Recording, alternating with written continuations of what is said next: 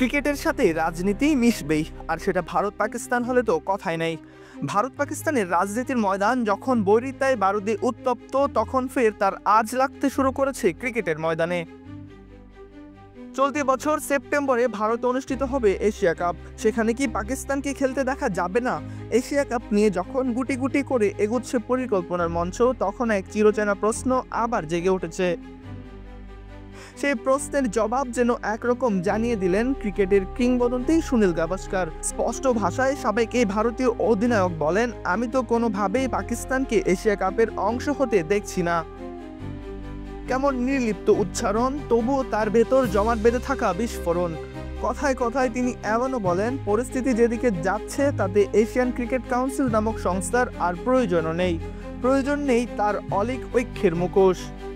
সুস্বাদু বাদাম, তিল আর স্বাস্থ্যকর গ্লুকোজ সব মিলিয়ে প্রাণ পিনাট বার। প্রাণ পিনাট বার, স্মার্ট কিছু খাও।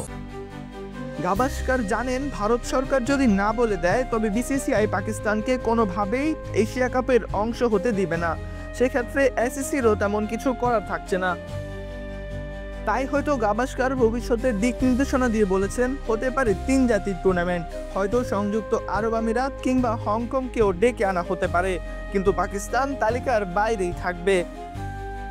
গাভাস্কার বলেন, যা ঘটছে তাতে যদি এশিয়ান ক্রিকেট কাউন্সিল ভেঙে যায় মোটেও অবাক হব না।